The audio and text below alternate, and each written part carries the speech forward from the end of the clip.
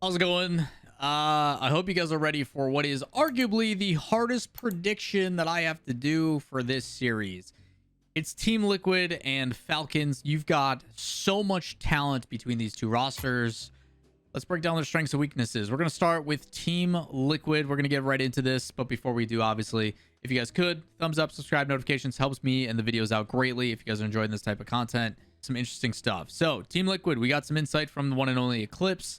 And he had a lot of fun things to say about this team, primarily with their strengths. We're going to start with individual ability. Young team, very young team, average age of 15.9 years old.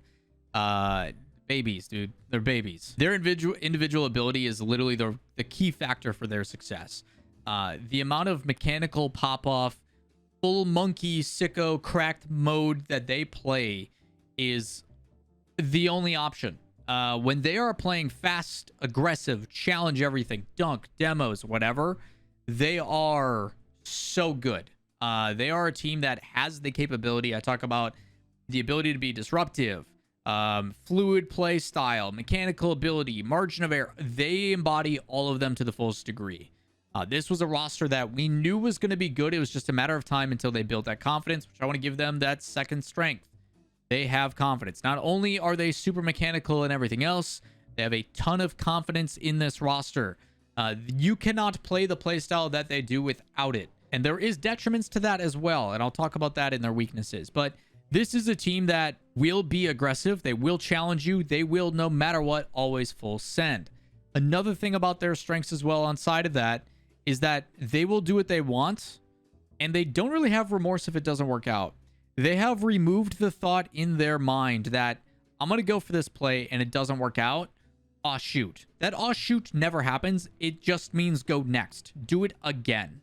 And that type of pressure and that type of mentality is very threatening, especially on a live environment at a LAN. When people are watching, assuming they get to top 8, that type of stuff encourages the audience to be excited because it is, and dare I say, one of the most exciting types of gameplay to watch. While it may not be the prettiest, while it may not be the most ideal scenario, and they are susceptible to things, which we'll talk about their weaknesses, that type of playstyle can snowball and can overwhelm teams that play a little bit more reserved or a little bit safer on the live environment. They're like, yeah, I can't go for that because it's a big risk, and then we can maybe get... They don't even think about that. Their thought process is simply, I will beat you to the ball, I will out-mechanic you, and I'm going to make you look silly. And it's crazy the fact that they have done this and completely gotten rid of the consequence side of things and are constantly just ready to go. Team Liquid is very lethal on offense. It's absolutely disgusting to see the fact that they just keep going for things.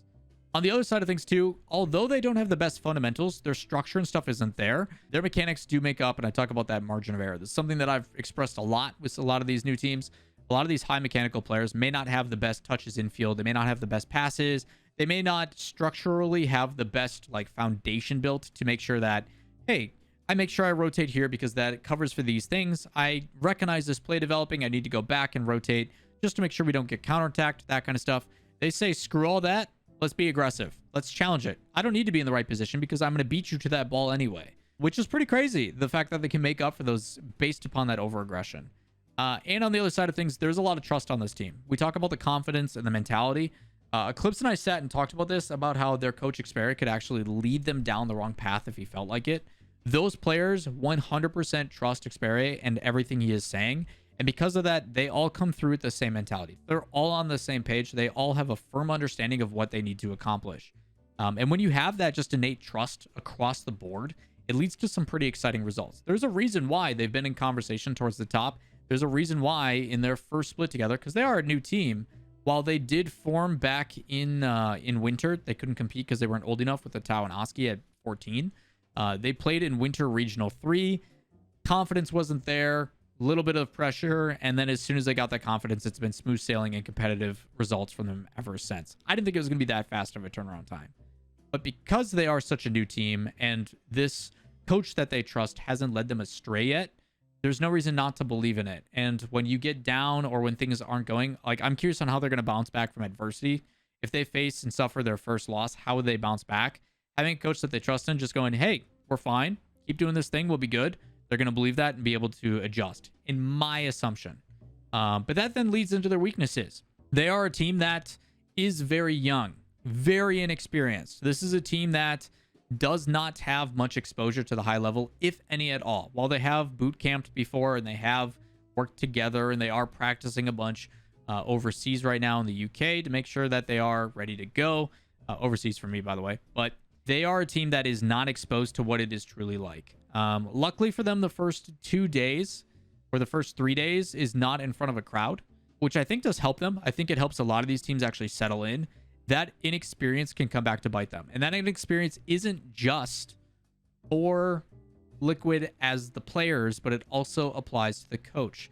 This is going to be the first live environment for the entire team. And that, unless you've been there, done that, can be a pretty overwhelming experience. Between doing media day and everything else, not being able to be comfortable with your environment and all those types of things, it is very overwhelming. So that inexperience, both on the stage and off the stage, can take some people out of their element. Luckily, these young kids do have a lot of confidence. On the other side of things, that type of I get it, I trust kind of situation can put a lot of these players out of position. There's a lot of times that they do overlap a lot. The reason why they are so quick to the ball is because they do follow in succession very closely. And all it takes is one good challenge to disrupt that, if the 50 doesn't go the right way or otherwise. There is ways to exploit this team by working the field.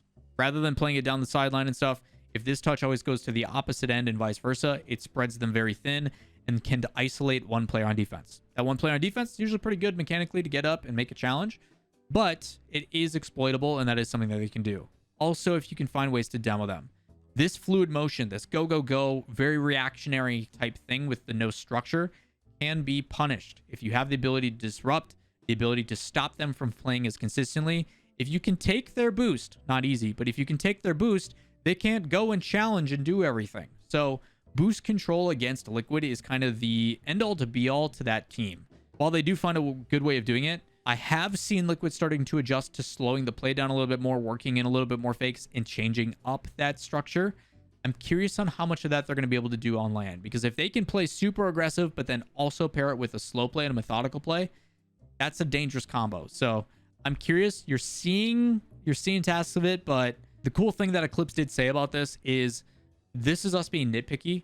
They are, quote, too new of a team to have any true weaknesses. And because they are still developing, they're still trying to figure out their plan for success. Kind of think of like OG Dignitas, but better. They are still trying to develop what their play is. Right now, they're just fast, relying on instincts, super aggressive, which does make them tough to read. But at the same time, if that doesn't work, what do they go back to? What do they rely on? What base structure do they have to be like, this is our norm. This is what we play. This is what we want to build. And right now, that structure is play really fast and be better than the other team. It's not really a play style. These players are very talented. I am enabling them to be talented. And that stuff takes time to develop. Not like 3-4 months, but we're talking like 6 to 8 to 10 months, like a full season before they start to figure that stuff out. So it's tough to nitpick Liquid because they are still new as a roster. Is that good or bad? I think there's pros and cons for both. Now, on the other side of things, we've got Falcons. And yes, it is confirmed Falcons is going to be there. We have seen the photos. We have the receipts. Falcons is in London, ready to go. They are going to be playing.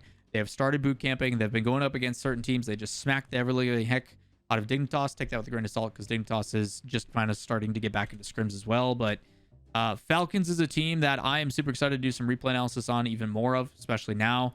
I think I've got them playing Kansas City Pioneers on Monday, which I'm excited for.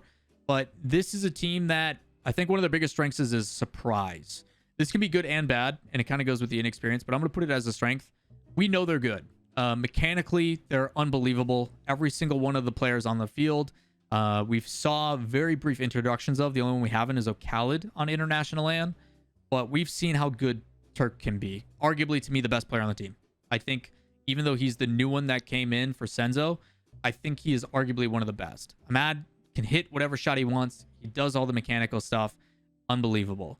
The other side of it, too, is Khalid. We know his ability to facilitate the field. We know he has with bounce dribbles when he gets space. We know he has the ability to hit those pristine touches. Can he do it on land, though? That's kind of a question mark that we're waiting to find out, which could possibly be a weakness, which we'll talk about here in a sec. So not only are they crazy mechanical, but they do it at a rate that is unbelievable. Very, very fast team. Arguably one of the fastest teams in the world. It is unbelievable that they have the ability to play at that intensity. at the same levels of the Team Liquids, the G2s, the BDSs, the very fast teams. They aren't relying really on disruption to do that. They don't demo as much as you may think. And because of that, they tend to have what I would consider some of the best positioning. The thing I notice a lot with Falcons is they're always in the right place at the right time. Similar to like BDS in that aspect, where every time you expect to get something for free because you opened up an opportunity, for some reason, and it's almost inexplainable at this time, they have someone ready to go. My biggest strength for Falcons is they just have a very good grasp of the game. There's a very firm understanding of how Rocket League should be played. Positioning wise, making sure someone rotates the right direction, and they don't do it in a way that's over aggressive or under aggressive. While they still play super aggressive on offense and they hit the high mechanics, they also are still back on defense and able to recover. To me, their base structure is a complete team. They have a very firm understanding of game sense, IQ, where to be, how to play, as well as where to put the ball. To me, they're one of the more complete teams in the world. Falcons is very, very good, and that's coming from a situation where we haven't been exposed to them that much on an international level. So a lot of high praise for them. Now, on the other side of their weaknesses, because it is tough without seeing them, the biggest thing is Ocalid. I don't know what we're going to get. That inexperience in general can be provided to the entire team if you want to put that as one of their weaknesses. They are very inexperienced. We have seen them once. We saw them back in fall with a sub. By all means, Senzo's cracked. But we didn't get to see them, and they've got a lot to prove. They have not showcased more than once, and it wasn't even with their full roster. It seems like they've also been undergoing some issues lately, both Mad being sick and having to deal with high fever and everything else. I don't think they've gotten as much practice as they wanted. In the fall major, they had a boot camp in KSA and prepared a lot before coming over. So I don't think they've gotten to boot camp as much as they wanted.